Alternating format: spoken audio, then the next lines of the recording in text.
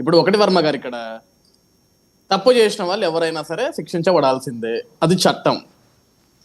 ఈరోజు జగన్మోహన్ రెడ్డి గారు liquor scam గురించి లావు కృష్ణదేవరాయలు గారు ఎంపీ గారు పార్లమెంట్లో ప్రస్తావించారు అంటే ఎటువంటి నిజాలు లేకుండా కేవలం అబద్ధాలే ప్రచారం చేయాల్సిన అవసరం ఎంపీ గారికి లేదండి. చదువుకున్నారు. ఈరోజు యూనివర్సిటీస్ ఉన్నాయి, వాళ్ళకి ఎంతో మంది విద్యార్థులకి విద్యాబోధన అందిస్తున్నారు. అటువంటి వ్యక్తులు అబద్ధాలు చెప్పాల్సిన అవసరం అయితే లేదు, అండ్ రాజకీయాలు చేయాల్సిన అవసరం అంతకంటే లేదు. ఈరోజు ఎంపీ గారు ఒక మాట చెప్పారండి అసెంబ్లీలో, పార్లమెంట్లో. సార్, 99,000 కోట్ల రూపాయలు లావాదేవీలు మద్యం మీద జరిగితే, వ్యాపారం జరిగితే, దాదాపుగా అందులో 22,000 కోట్ల రూపాయలు జగన్మోహన్ రెడ్డి గారికి ముడుపులు అందాయి. అంటే ఆయన స్వాహా చేసేస్తున్నారు వాటిని మొత్తం కూడా. నాకు తెలిసి ప్రపంచవ్యాప్తంగా రిలీజ్ అయిన బాహుబలి సినిమాకి కేవలం 2,000 కోట్లు మాత్రమే కలెక్షన్ వస్తే, కేవలం ఒక ఆంధ్రప్రదేశ్ రాష్ట్రంలో మద్యం కుంభకోణంలో జగన్మోహన్ రెడ్డి గారు చేసిన కలెక్షన్ 22,000 కోట్ల రూపాయలు. సింగిల్ రూపీ, ₹1 ₹2 కదండి, 22,000 కోట్ల రూపాయలు.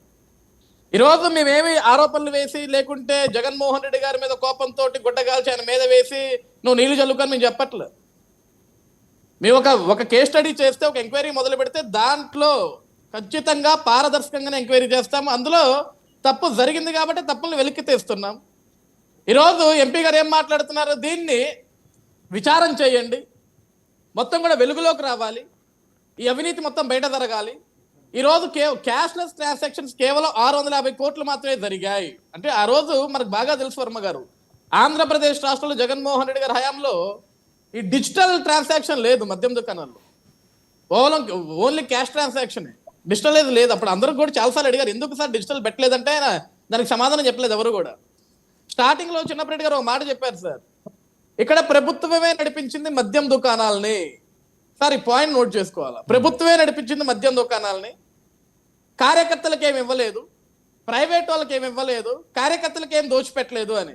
చిన్నప్పటి గారు క్షమించాలి, కార్యకర్తలు దోచుకున్నారు, లేకుంటే కార్యకర్తలకు జగన్మోహన్ రెడ్డి దోచిపెట్టాడని మీరు చెప్పలేదు సార్. కార్యకర్తలను ఎందుకు సార్ ఇందులో బలి చేయటం? దోచుకుంది జగన్మోహన్ రెడ్డి, దాచుకుంది జగన్మోహన్ రెడ్డి, దోచేసుకుంది జగన్మోహన్ రెడ్డి గారు దాదాపుగా 22,000 కోట్ల రూపాయలు. 99,000 కోట్ల రూపాయల వ్యాపారంలో 22,000 కోట్ల రూపాయలు సునీల్ రెడ్డి అనే ఒక వ్యక్తిని మధ్య తరహాగా పెట్టి దుబాయ్కి కానీ ఆఫ్రికాకి కానీ ఇట్లా దాదాపుగా 4,000 కోట్ల రూపాయలు పైకి పంపించేశారు వారు.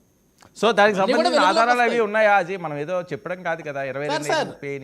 వర్మ గారు, ఆధారం లేకుండా మాట్లాడాల్సిన అవసరం మాకు లేదు, అండ్ ఆధారం లేకుండా వేగ్గా మాట్లాడి ఎందుకు ఇంకా ఆలస్యం? ఎందుకు ఆలస్యం? వర్మ గారు, ఇదే వచ్చిన బాధ ఇక్కడ అందరితోటి. ఈ రోజు విషయం వెలుగులోకి రాగానే రేపు పొద్దున అరెస్ట్ చేయండి అంటారు. అరెస్ట్ కాదు, దాని మీద కేసు అన్నా పెట్టారా? పోనీ కేసులు సార్ నేను అదే అన్నా వర్మ గారు, ఇప్పుడు స్టార్ట్ చేశారు, దాని మీద మొత్తం రూట్స్ ద్వారా బయటికి తీసుకొచ్చి ఒకటే సార్ కొడితే, దెబ్బ కొడితే కోలుకోలేనట్టు కొట్టాలి సార్. అంతేగాని ఈ రోజు ఒక కేసు ఎట్టి రేపొద్దునే తీసుకొచ్చి అరెస్ట్ చేసి మళ్ళీ ఎల్లుండి అతను బయటకు వచ్చి ఇదంతా అవసరం లేదు మాకు. సరే ఏదైనా సరే పారదర్శకంగా ఉండాలా, క్లియర్ గా దాని మీద యాక్షన్ తీసుకోవాలా, దాని మీద ఎంక్వైరీ చేస్తున్నారు. ఎక్కడెక్కడ అసలు దీంట్లో లావాదేవీలు ఎవరెవరు ఉన్నారు? ఒక జగన్మోహన్ రెడ్డి గారితో పాటు ఇంకెంతమంది ఉన్నారు దీంట్లో? సార్ మనం తెలంగాణలో చూసాం, జగన్మోహన్ రెడ్డి గారి ఫ్యామిలీ, వాళ్ళ మిత్రులు కవిత గారు ఇదే లిక్కర్ కేసు మీద వెళ్ళిపోయింది ఆవిడ జైలుకి, ఇప్పుడు బెయిల్ మీద ఉన్నట్లుంది. అదే విధంగా ఢిల్లీ మాజీ సీఎం గారు, ఆయన లిక్కర్ కేసులో ఇరుక్కుపోయారు. ఓకే, అటువంటి లిక్కర్ స్కామ్ క్లారిటీ ఇస్తున్నారు అంతేనా? అరెస్ట్ తప్పు. ఇప్పుడు జగన్మోహన్ రెడ్డి గారు తప్పు చేస్తే అరెస్ట్ తప్పదు. చేయలేదు, ఆయనే చేశారని చెప్పి మళ్ళీ అరెస్ట్ చేస్తే అంటే నేను అదే చెప్తున్నాను సార్. ఇప్పుడు ఆ తప్పులే కదా వెలుగులోకి తీస్తుంది మేము.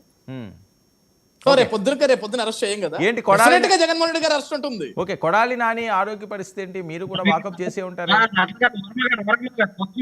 ఒక్క మాట 22,000 కోట్ల రూపాయలు దోచేశారనేమో స్టేట్మెంట్ ఇస్తారు, ఇక్కడ అక్కడేమో తప్పు జరిగిందా లేదా అని చట్టం తెలుస్తుందని అంటారు.